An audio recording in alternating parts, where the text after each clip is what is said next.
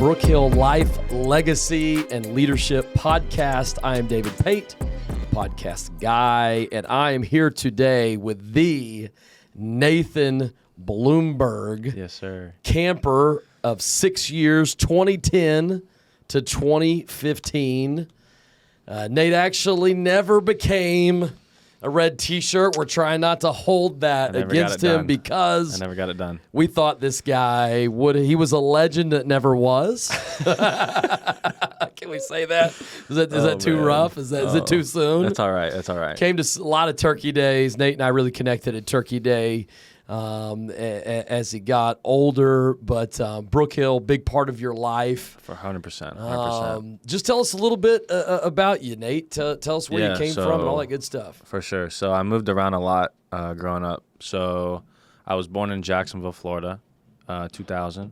Then moved from my dad's job up to Peachtree City, Georgia, third grade, second and third grade, I was in Peachtree City. Then my parents split up. Me, my mom, little sister moved out to Arkansas, Texarkana. Yep. So 903. Then that's when I started coming to Brook Hill. That's where you met all those Texarkana people. Yeah, St. James, okay. Texas Middle. Claudia, one of the counselors here, got really close with their family. They brought me here, introduced me to Brook Hill. And then 2015 was when I graduated Brook Hill. And that 2014 is when I moved to Florida, out to Amelia Island, me and my little sister, my mom and my stepdad for a job transfer. Finished out high school there. And then now, 21 years old in St. Petersburg, Florida, right next to Tampa. Come on. Let's go. Come on. I want to get into some of that. So you real big tennis guy. Real big. Love tennis. Sure. Yes, sir. You and I still have yet to get out on the courts. Not yet. And play some tennis. But you were good enough. Ouachita, you were going to OBU on a tennis scholarship. Yes, sir. Was committed for a minute. Okay, committed for a literal minute, yeah. Yeah, but you had a tennis scholarship, but didn't work out because academically for sure. struggled a little bit there. 100%, yeah. Okay. Yeah, so 2017, I committed to Ouachita. I really wanted to come back home. It's really what felt like home, Texarkana. Sure. So I came out for a prospect camp. I got the offer. Was so stoked about it. It was like my only offer too. Sure. So committed there. Then 2018, my graduating year of high school, I didn't try enough in high school academic wise. Sure. Tennis was kind of the only thing keeping me alive in academics. So I wasn't deemed eligible for the NCAA for the program. So if I would have went to Ouachita, I would have had to sit a year. No academic scholarship. I would have had to pay the full. Me and my family were not in the position to do that. So I figured it was best to look somewhere else. So I couldn't go to another NCAA school. So I went to a junior college up in Georgia. Stayed there for a year. We finished up 6th in the nation. I was the only American on the team. Come on.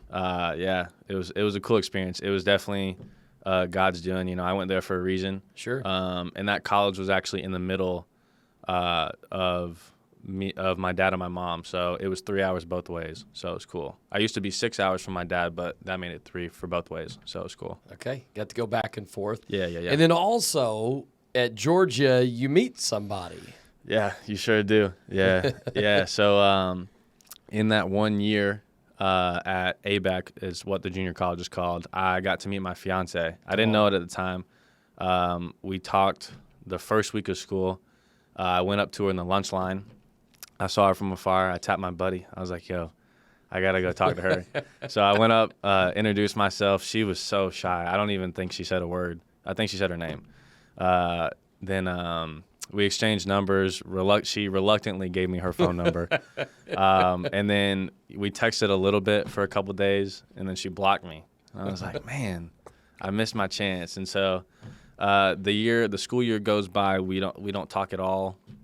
And then the last day of school, one of my tennis teammates who had joined the team that semester ran in the same friend group as Lena, my fiance. So the last day of school, we all went to go get McDonald's cookies at night. Then we just had a full-on conversation. It was actually cool. I found out she was a real good, had a great heart, godly, family, good family. She was actually talking to me about her going to a mission trip to Uganda. Come on. And I had been to Uganda in my freshman year of high school, so that's kind of how we kicked off the conversation. Okay. But yeah, there's some good stuff that comes from Georgia for sure. For sure, 100%. So whatever that creepy thing was that you said to her the first time that got work. you blocked. It didn't work. It didn't work at all. Then you started talking about Uganda, and she goes, "Oh, wait a minute, no, he's not creepy. Okay, yeah. He's not that guy." And so that was your only year. That was my only year At that college.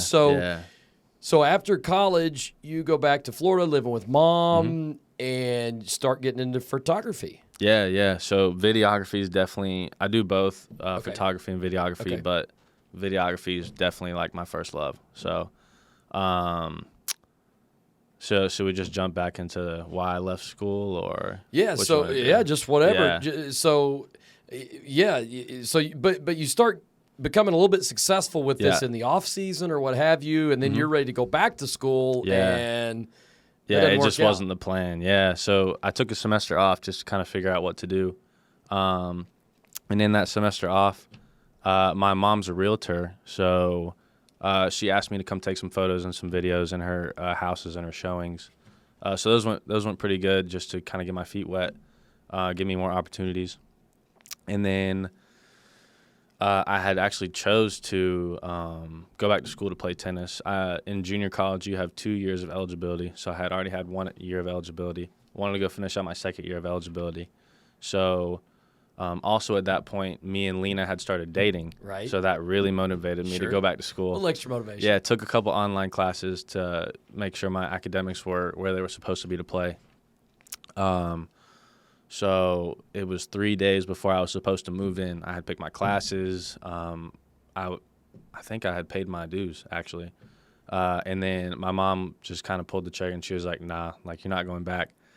I was like, I move in like in 3 days, like, why not? And she was just like, you've made too many connections here to like lose track of your dream. Like, you're on track and you need to keep it going. So she saw a good thing going when I didn't. And it was kind of funny. She was kind of fighting for my dream more than I was at that point. Wow. And so most parents nowadays kind of push school a lot more than having their kids drop out, just, you know, for insurance wise, and that's just kind of how it is. But I was super grateful that she pulled the trigger to make me follow my dream and to get me to where I'm at today. I like what you said. She was fighting harder for your dream 100%, than you were. It's important to have those people in our lives. Mama knows best. Yeah, for sure. that know our dreams and hear our heart. And, you know, maybe sometimes we avoid our dreams. Maybe we think we don't deserve them. You know, maybe we think this is the route we should go. It's safer. It's easier, you know, and so, and of course that made you super happy that mom did that, right? I mean, now looking back at it, like, but in the moment, you weren't real happy. Yeah. Me and my mom went through the ringer that year. I mean, I was very reluctant. I didn't agree with the decision at all. Like, I thought I was just going to be taking realtor pictures for, you know, a while until I got some sort of connection. Sure. But I'm so thankful that she pulled me. Like, I really wanted to go be with my now fiance and, you know, live out the college life, do the normal college things at, you know, 19, 20, which is what I was at the time. But I mean, my mom had different plans. God had different plans. It's just how it worked out. So you continue the videography, photography, and what doors begin to open? What's going on? Oh man. So that I was supposed to go to school in the spring of 2019. I think it was 2019. I forgot. Okay. I was supposed to go back in the spring semester, but I didn't go back, and I took realtor pictures probably for like another week. And I was like, I can't take pictures of houses. Like, this is boring. So that's not my passion. So there's this really inspirational guy that I was following at the time. His name's Garyvee. Yep. Huge in the sports world. Sure. A lot of modern technology, and he's got some definitely good pieces of motivation. And he got me really reaching out and trying to connect with as many people as I wanted to in my desired industry. So that was sports. I played college tennis and I love videography. How can I make those two work together? Makes sense. I didn't know there was a need in that industry. I didn't know it was a growing industry. But when I found out it was an industry at all, I hopped on it. After that week of realtor work, whatever that was, I just hopped on it. Everybody in Jacksonville, which was about an hour from me, huge metro. Amelia Island, which is where I actually lived at the time, it was really an older community, and there was like one high school, so not much athletics around the area. Sure. So I reached out to many trainers, basketball coaches, high schools, and then I landed on this one guy. I'm a huge Georgia fan, Bulldog fan. Okay. So I saw this Georgia commit's photo. He played for a high school in Jacksonville, and he was getting coached by this quarterback trainer in Jacksonville. So I was like, oh, man, like I'd love to shoot him like a video or something like that for free, totally free, just to get my feet wet. So I DM'd this quarterback trainer that trains Carson Beck, and I was like, hey, Coach Denny, I would love to give you some free promo videos, free content. I'm new to this industry. I'd just like to get my feet wet. And he was like, meet me at the Avenues Mall in 30 minutes. And I was like, I live an hour from the Avenues Mall. And I was like, I'll be there in an hour, and I'll see you there. And so we agreed on an hour, went there, and he completely changed my life in that hour we talked, 30 minutes we talked. Come on. He was like, yeah, I mean, I'll let you come in and shoot, but I don't want you just for one video. I want to hire you full time. I was like, you haven't seen my work yet. Like, I haven't shot for you yet. Right. You don't know what I can do. And he was like, yeah, but you don't understand. Like, I get, like, he's a very well-renowned quarterback trainer in the whole industry. And he was like, yeah, but you just don't know. Like, I get messages like this every day. And I looked at your page, and something just came over me, and he was like, I had to give you a chance to speak or at least show yourself or your work. I was like, okay, like, let's run it. And so that was January, February. I worked for him for a little over a full year. I mean, he opened so many doors. I've worked with SEC quarterbacks, NFL quarterbacks, Gardner Minshew, Nate Peterman. Now Trevor Lawrence is training up there with my man. But it was an amazing experience. I made great connections, too. Like, a lot of those quarterbacks became good friends. I mean, it was amazing. And then that's just kind of how I worked. I worked a lot that year. And that's just kind of how I built. It was just repetitions, just practicing everything. And, I couldn't let up. It was just full throttle. But I think so many people, Nate, they want to know, what am I going to get out of this before they're willing to go into something. I can't tell you 100%. How many people, okay, what are you going to do for me? What are you going to pay me? What are you going to, instead of, hey, I'll shoot this for free, I need to develop. Yeah. I don't think people understand the value of development.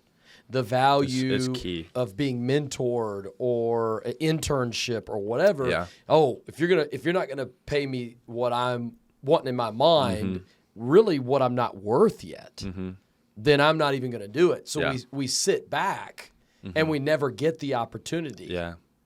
And it's key. Yeah. You literally went after it. Yeah. And got the opportunity. Yeah, and I had those moments. I mean, if Coach Denny's listening to this, I'm going to send it to him so he can listen to this. But I worked for free, maybe 3-4 weeks I worked for free. I mean, just because he was gracious enough to give me the opportunity, and he was, he had told me from the beginning about his plans and his aspirations, what he wanted to get out of this whole thing, what we could do together. And I was like, I'm definitely on board. Like, I want to be a part of this, and whenever the money comes, it comes. We were cool with that. And then, so he probably started paying me about a month into it. And it wasn't a whole bunch, but it was enough to keep my dream going. Sure. And I'm grateful for everything. And it was about in that summer is basically when it's go, go, go for him, because all the college quarterbacks are home. They can train every day, like really. Sure. They get weekends off pretty much. And then in the facility, it's pretty early to like probably 5 p.m. Wow. And I was posting for him. I was creating videos for him, taking pictures for him. So I was basically doing 3 jobs. Wow. And then at some of those points, I was kind of thinking to myself, I was getting greedy. I was getting selfish. Sure. I was like, look, I'm working so much. Like, I think I should get paid better or a raise or something like that. And he would just, I mean, I love this dude. He set me straight. He was like, no, dude, like, like you just keep grinding. Like when the money comes, it'll come. Like we'll get it. Like just stick with me.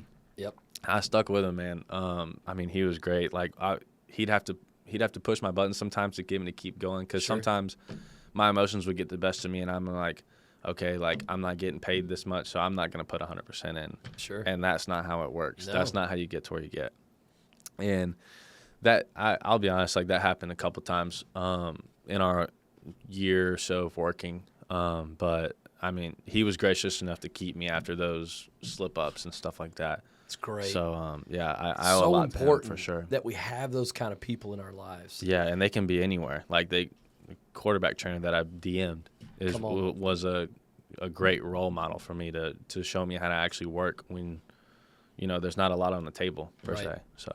Man, I love all this. So you move from here to there. Yeah. You got a tennis scholarship at OBU. Doesn't work out. I go to Georgia. Yeah. Okay, now I'm going. I meet this girl. Yeah. Mom says no. What? Then when you look back, I always tell people the only time you can see where you're going is when you look backward. Yeah. Because if you're going somewhere uphill, you can't see. You just know you're going somewhere. You just know you're going. Yeah. Yeah, and so. You can look back and see it. Yeah. But then, so you're with him, and then what door opens up from there? So, I had reached a year, and the beginning of 2020 was what was the year that COVID really hopped out? 2020. 2020? So, okay. So, what year is this? This is 2021. Okay. So COVID threw us all off. Oh my gosh, yeah. I barely know what day of the week it is. So the beginning of this year, I had a lot of opportunities open just from working for Coach Denny. I got to shoot with Gardner Minshew. That was still one of my biggest shoots to this day. Personally going to shoot for him in Naples. Then I got accepted to shoot at the Senior Bowl, the Reese's Cup Senior Bowl. Come on. With Mac Jones, Ian Book, all these great guys. We couldn't be on the field because COVID was still pretty big. But I mean, it was amazing. I got to make a road trip to Pensacola, stay with one of my quarterback buddies who goes to West Florida, and then drive over to Mobile where the bowl was. So those were 2 huge opportunities for me at the start of this year. Which wouldn't have opened up if you'd have quit. Yeah, 100%. Yeah, not even seen the light of day. So, yeah, those were definitely fueling my dream for sure. Come on. So after those, I come home, keep working for Denny. We had huge plans. Like my boss, the previous year, the first year I started working for him, we had blown up on social media. He was killing it. I mean, people were flying in from everywhere to train with him. That's awesome. And it was all going on social media.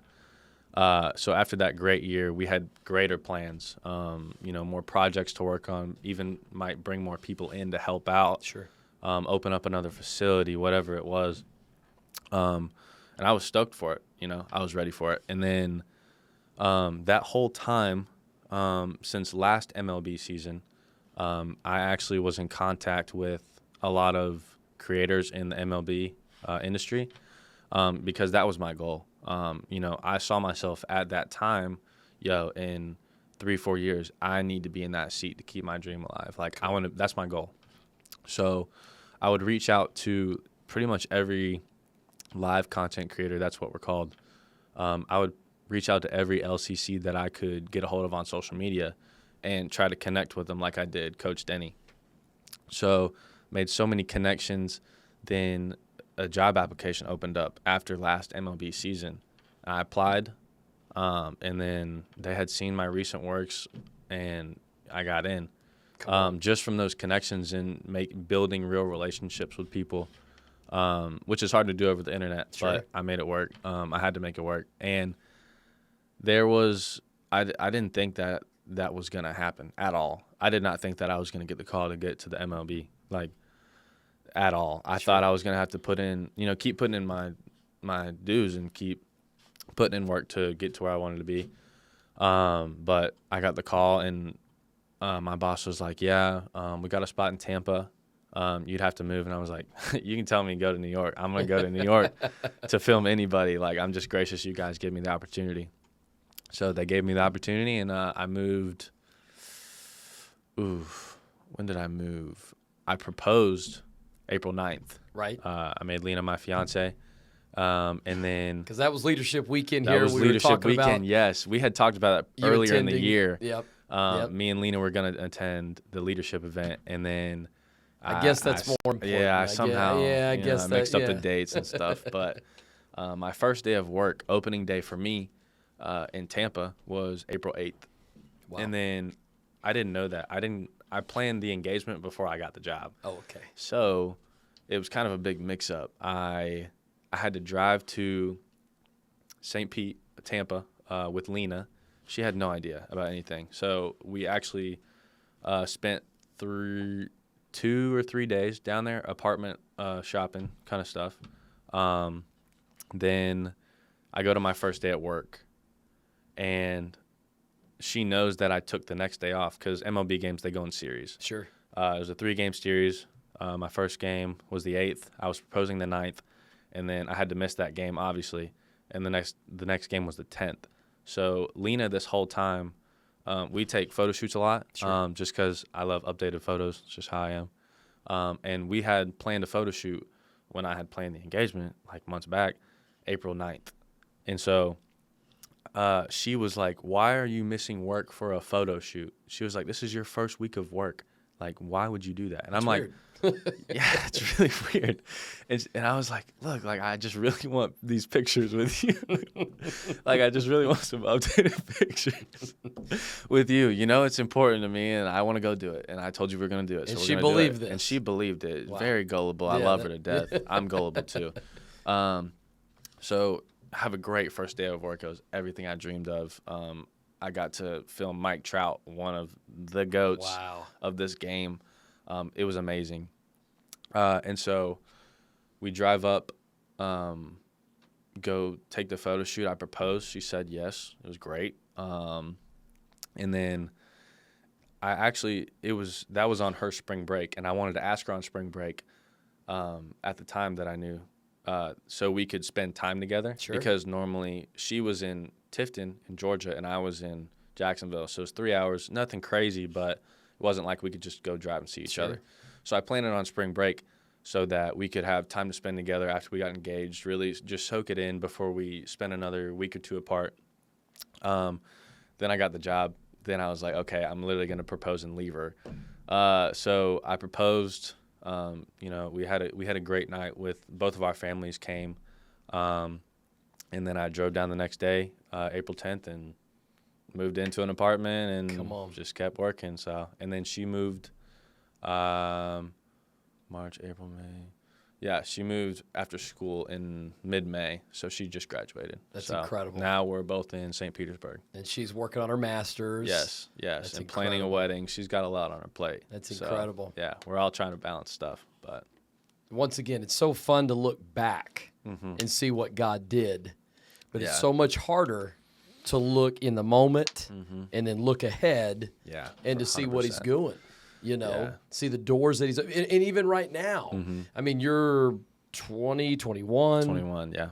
And I mean, we still don't know what doors are going to be open next year, the year after, and you just never know. And the hockey team That's a thing too? Yeah, so it definitely could come into play.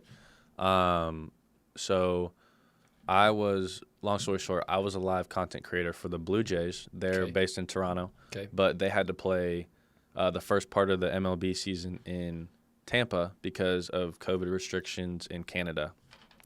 So they had a ballpark in Tampa. Did that whole shebang, and then there's one of me at each home stadium. So there was already an LCC at Tampa, and so the whole deal was I was cool with it with my boss. I was just grateful to take the opportunity.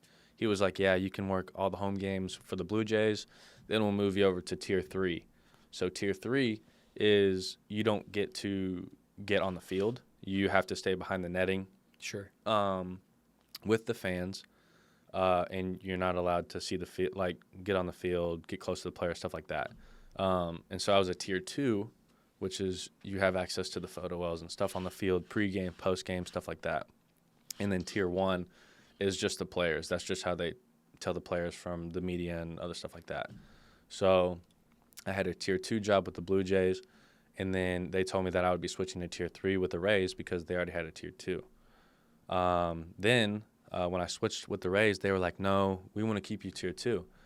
I don't know if that was to like save money or if they liked my work. Sure. I'm going to take it that they like my work. That's right. Because I went 100% like the first 2 months with the Blue Jays because I was like, I knew I was going to get moved to Tier 3. Right. So in my head, I was like, I have to make them want me back for the next season. So I just tried to get the best shots I could. I personally think I killed it, so I pat myself on the back sometimes. Come on. But so they moved me to Tier 2, which was great to hear, but also at the same time lost some hours because I'm splitting time with another LCC, which I was totally cool with. And then she's another great Christ believer, Courtney Kramer. She was the other LCC. Wow. She's so good in her faith, and she got blessed with an opportunity to go get one of her dream jobs out here in Dallas with the Dallas Stars. Come on. Yeah, she's a big hockey fan, big hockey girl. She's great. So she's the new social media manager for them.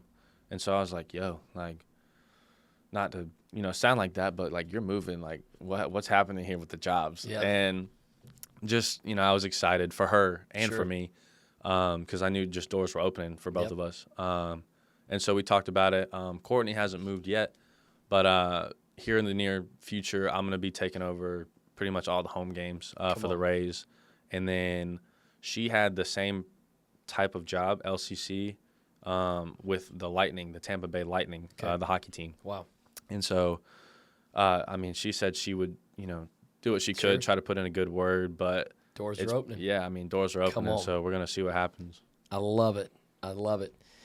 Well, that's kind of a little bit about what's going on in your life and what has happened in your life. And, tell me a little bit about Brook Hill. Obviously, you're here. You're hanging out with us, helping us shoot some content here in our media team. Yes, sir.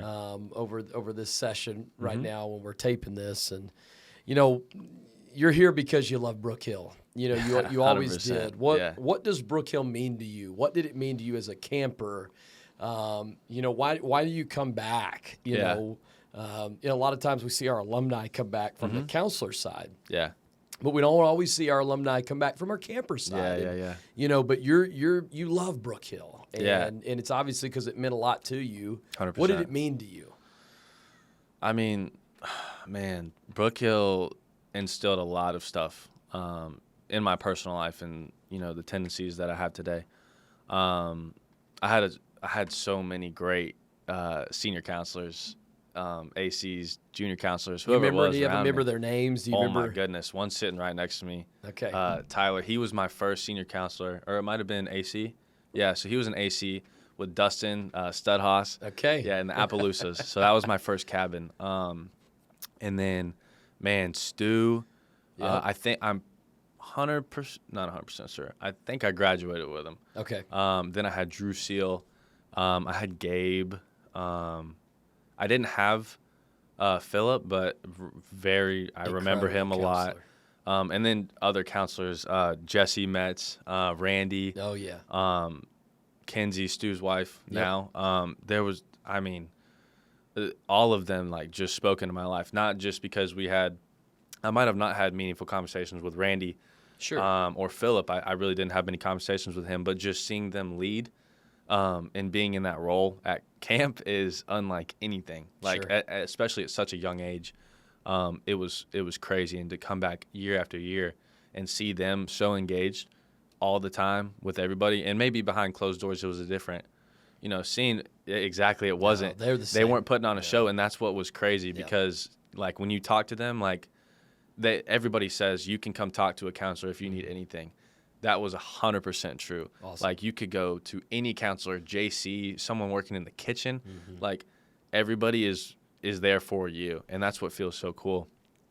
It's not a show here. Like it's really about growing your faith and instilling these values in you, and that's what I love about it so much. Is just because I haven't had the perfect walk with Christ, as nobody has. Sure. But I feel like Brook Hill gave me the tools to, when I choose to get back on that path, and when I'm reminded to get back on that path, That's right. that man, like it feels so good when you get back on that path. So Brook Hill taught me so many things.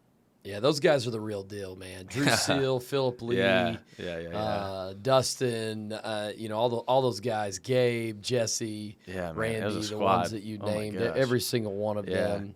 They were incredible. At Brook Hill, do you feel like there were things that you have in your leadership now? You started Blumberg Films. That's that right? Yeah. And so that's kind of the LLC that you started. That's kind of how you're building that. As you're leading, as you're working hard, do you feel like there were things at Brook Hill as a camper that it instilled in you to be who you are today? Oh my gosh. I mean, man, I have never been one to talk in front of people. Sure. I get stage fright like that. Like, before this podcast, I had to drink some water, But no, seriously, morning devos when we used to have the skits. Sure. I wanted to be a tree in the background. Like, I did not want to speak at all. Tyler, all those guys, they'll make you speak. Like, sure. And man, it was just so fun to every year I would kind of find myself in a bigger role in the skit, just because it wasn't really me trying to open up, it was them trying to crack me open. That's and right. Like really see what I had. So definitely, and I'm still not great at like public speaking or nothing like that, but I do think that communicating about my faith is something different, and it's really weird. It sometimes applies to Blumberg Film because I'm very passionate about it, as well as I'm very passionate about my faith. It's helped me just with little things like that, just the way I communicate now, the way I try to help others, because that's one of the biggest things here is just, having a shoulder for someone else to lean on. Yep. And that's definitely a couple of things that Brook Hill, I would have never had if I hadn't come to Brook Hill. You and I talked about the other day, we went to dinner, you're an Enneagram 9. Yeah. Peacemaker, know, and sometimes naturally your personality could be a little more chill. Yeah. And, pushing you here to get outside of yourselves, what you're not comfortable with. I don't know, in my mind, for somebody like you who you really hadn't done anything up to the point where you start blasting all these emails, you start hunting people down, that's not comfortable for who you naturally are. No. And to just go for it. I think that's incredible, you know? So I guess I'll add this into the story if that's cool. Yeah. So my dad passed. That's sure. that's why I took the semester off to kind of in college to kind of figure stuff out. Sure. Financially and all that good stuff. Process. And just to process. Yeah, to grieve, to figure out the whole grieving process. Absolutely. So he passed away my second semester of college, and then I went on to finish that semester, and then figure out all the rest of what we talked about earlier. But I don't know if this has any correlation, but before my dad passed, I was so emotional. Sure. I wore my emotions on my sleeve. I took an Enneagram test in college just for the fun of it. I was a 3. And that, I think the 3s are the go-getters, the spontaneous emotion, kind of person. And I definitely, think that that was a lot of me.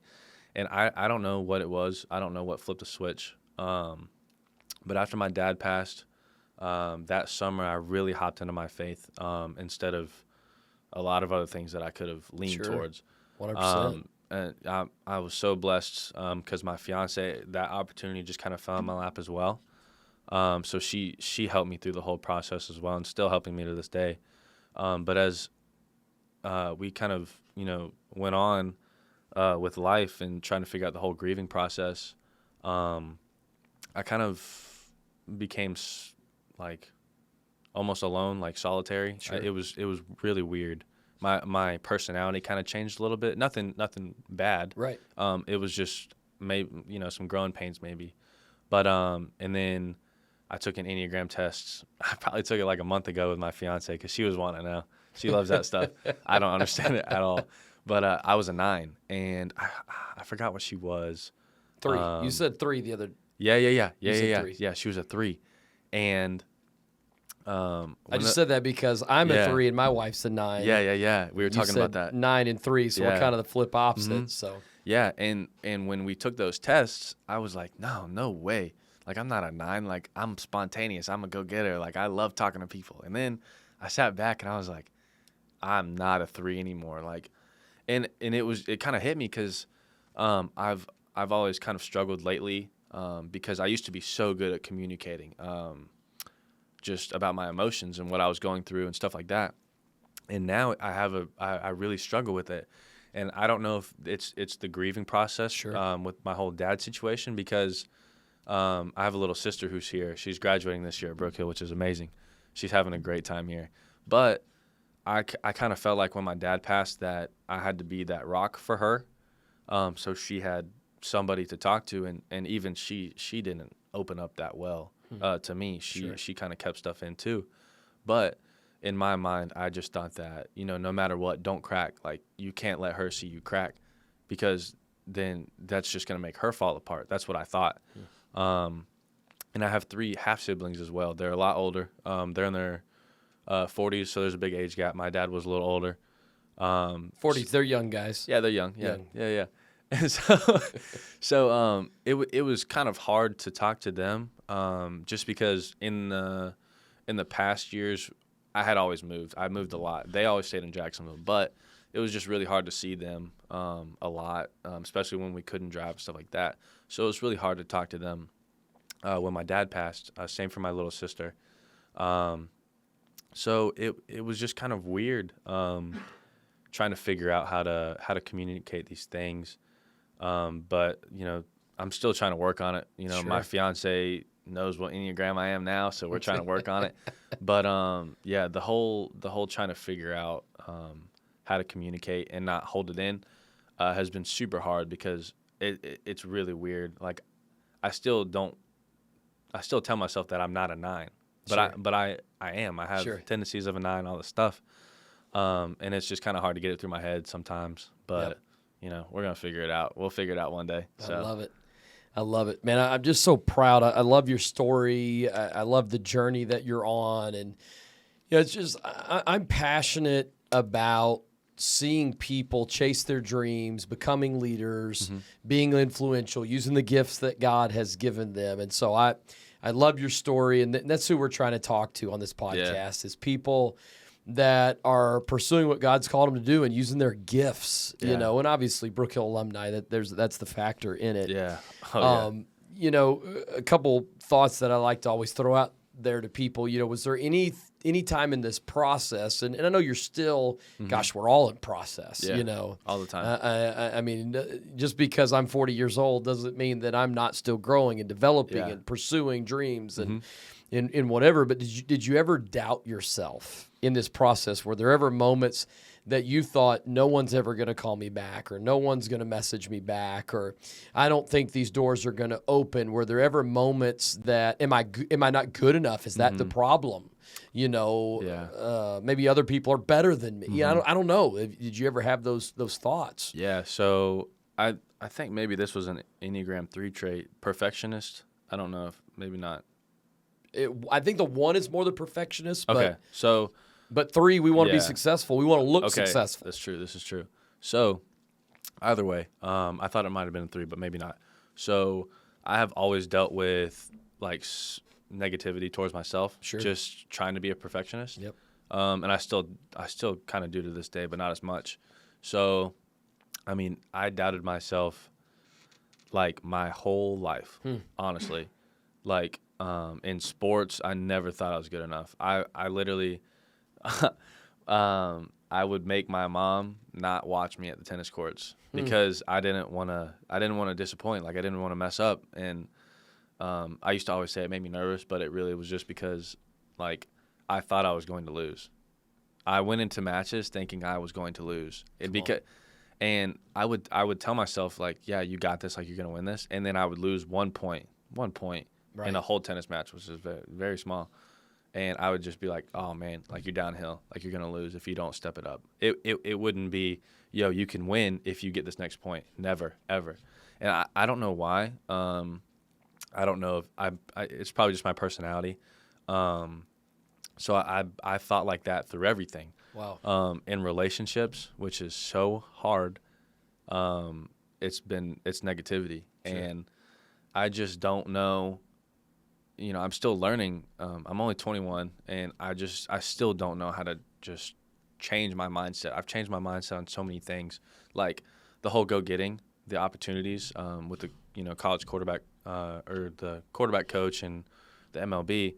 Like that wasn't me. It was really weird. I just felt like God was kind of moving me into place and giving me the strength to do that stuff. Sure. But I felt like that can't be me all the time. And so I just, I've been trying to find it. Like, how can I be like that all the time? Like, how can I go get this? How can I go make this relationship with my fiance better? How can I go make this relationship with my little sister better? Now I'm out here at Brook Hill with her, just making a relationship. We've never had a relationship in the 16 years she's been alive.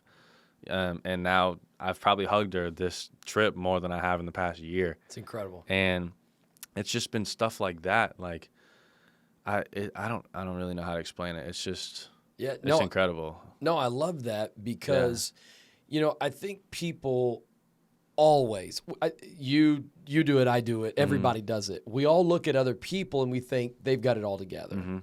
They don't ever have negative thoughts. Yeah. They, social media, right? I mean, yeah. let's look at Blumberg Films. Let's look at your social media. And, we look at your social media. Mm-hmm. We only put our highlights Of on course. social 100%, media. yeah. I mean, I'm never going to put a non-highlight on social media. That's just that's just how what it we're is. going to do. And so I think Yeah. people are going to look at me and they're going to see me at Brook Hill smiling and think Dave doesn't have a bad day. They're going to look at you and think, oh, well, of course, at 21, Nathan's doing what he's doing. He's never doubted himself a day, right? Yeah, that ain't it. And that's why I think podcasts like this are great because we're having a real conversation. We're talking about real things. And, here's somebody, your dad passed away. You doubt yourself. But I think all of us have real thoughts, but we only think we're the only ones having real thoughts. No one else has real thoughts, right? Yeah, and I mean, that's just the crazy thing is because so I definitely think the 99 babies, 2000 babies, 2001, we all kind of grew up without technology. We had TVs, we had small gaming systems if we had them. Right. Cell phones were just coming out. Yeah, iPods came out maybe when we were in like 10 years old or something like that. It wasn't like we had them since we could walk, Right. So it was kind of cool because we didn't have standards to kind of live up to as much as we did, but we didn't have them as, we don't have standards to look at our phone on every day and when we wake up. And so I definitely think that we kind of learned how to stray away from technology, but this new generation that has a phone since they could walk, excuse me, it's just social media, I feel like, is just awful. Like, it's, I love it because it's my job, Sure. but I hate it because it's my job. Sure. Like, I think it has a lot of bad intentions on it, and it's not that social media is bad, it's that the what we can do on it is bad and can be bad. And I love, how people use it for good, but it's really hard to use it for good and see the good. Right. But yeah, I mean, it's so hard to not. Man, hold on, real quick. I gotta take a sip of water. No, you're good. No, and I hear what you're saying. Yeah, I know I've got to do better with social media because I think I post like once a quarter, so once every 3 months. Yeah, And I know I've probably got to do a little better with that. Yeah. Maybe I can just have, maybe Tyler can just be my content creator. Maybe Yeah, full time, 100%. full time, Yeah. 100%. I think he needs to have 3 or 4 jobs like you were talking about. Hey, he Wait, can. he already He can. does. But you know, I didn't grow up with any of that. Yeah, So yeah. I take it or leave it. I can post, not post. Yeah. People can like it or not like it. But you're right. To grow up in that for these Brook Hill campers It's so now, hard. It's so hard for them. that's a different game. It's insane, and it's something that I feel like us older generations have to adapt to because we, like even me and Griffin, we don't know what they're going through exactly because we didn't grow up with it since we could walk. And you know, same thing for the older generations. And so it's kind of just something that we kind of have to take into consideration. Like they don't have it like we had it. And that's just stuff we have to watch for. Like it's crazy how I feel like so many more kids are way more emotional nowadays just because the stuff that's been said to them on social media or the stuff they've seen on social media that I didn't see till I was like maybe 15, you know, Right. just crazy stuff. How much is that affecting? Yeah, and they're ingesting so much of it, and it's not their Right. choice, you know. Right. I mean, it's everywhere. You can't go anywhere, a restaurant, without, you know, paying on something that you can play games on or something Sure. like that. And it's just crazy, and it's something that we're gonna, you know, have to deal with the rest of our lives. Technology is gonna keep advancing. Right. Social media is gonna keep changing, and you know, we're just gonna have to. That is so interesting. You brought up a good point. I wonder how much, and I don't even know if we can quantify, how much is that affecting young people as they're growing up, as they're developing.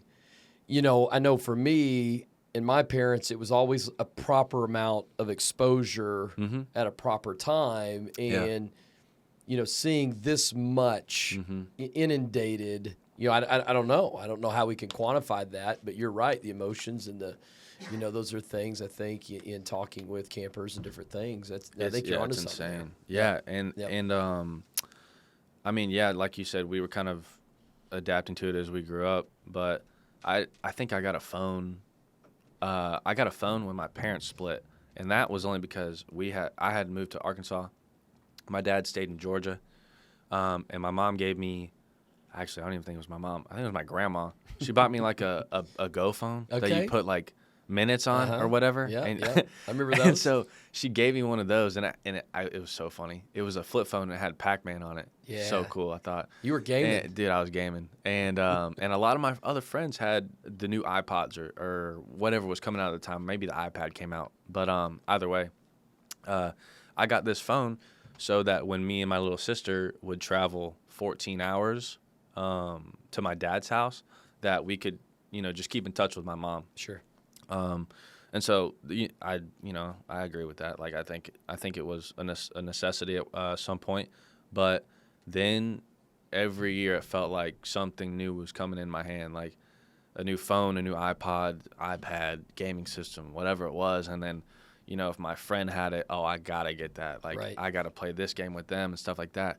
But it's just crazy how far it's come. Yep. Like for this generation, like I just feel like the game has completely evolved, and it's just like you said, like it's just crazy how much they ingest in such a short amount of time in their life that we really just don't understand like what's going on up there in their head. Yeah, it's just crazy. That's why it's always important. You know, you're 21 having these thoughts. Obviously, I'm 40. I'm even farther removed. But I think it's always important that the next generation helps raise up the next generation, which is what you are. You're a next gen leader, you know. And for me, I'm really trying to connect with you guys as you're connecting on down the line. And so I think that that's the way that God has set it up. Well, Nate, I'm just impressed with what God is doing in your life. I love your story. You know, of course, I've loved connecting with with what you've done, through camp as a camper, and just I love the doors that God is opening. And yes, sir. And through this podcast, I just want people to be encouraged that as God puts dreams in their hearts, that they're going to chase after them. Yeah, they have to. And there is no conventional story. There is no certain path. There's only God's path, and God's path looks different for everybody else. And 100%. I'm just so impressed with what you're doing, and I just think God is opening incredible doors, and just can't wait to see where He takes you. I know, me too, man. Me too. So I appreciate you coming on here and having a Yeah, conversation with us. So yeah, let's do it again. all right, buddy. We'll do it again. Sure. Yes, sir. All right, man. We'll see you.